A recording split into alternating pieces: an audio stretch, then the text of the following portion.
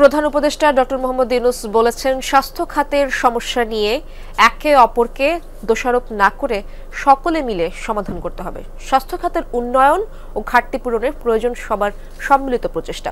দুপুরে প্রধান উপদেষ্টার কার্যালয়ে সিভিল সার্জন কনফারেন্সের উদ্বোধনী অনুষ্ঠানে এসব কথা বলেন প্রধান উপদেষ্টা। তিনি বলেন, স্বাস্থ্য খাতের অভাব ঘাটতির মধ্য দিয়েও ভালো করা সম্ভব। অন্তর্বর্তী সরকার নিজেদের সীমারেখার মধ্যে কাজ করছে, স্বাস্থ্য সেবায় কোনো কাঠামো লাগে না উল্লেখ করে প্রধান উপদেষ্টা বলেন, স্বাস্থ্যসেবা নিয়ে কোনো রাজনীতি নেই। দেশে প্রথমবার অনুষ্ঠিত হচ্ছে এই সিভিল সার্জন সম্মেলন।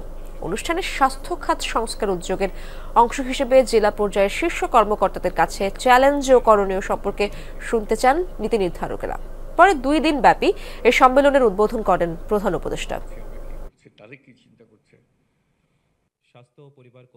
প্রতিকার করতে হবে যাতে করে আমরা স্বাস্থ্যসেবা সঠিকভাবে করতে পারি। দুনিয়ার যত দেশ আছে, যত জাতি আছে, তারা যদি নিজ নিজ স্বাস্থ্যসেবা আমাদের চেয়ে ভালো করতে পারে,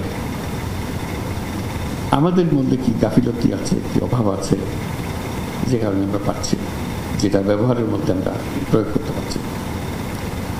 তো সেটাই নিজেদের কাছে আত্মজিজ্ঞাসা যে কীভাবে করলে আমরা এটার থেকে পরিত্রাণ পাবো।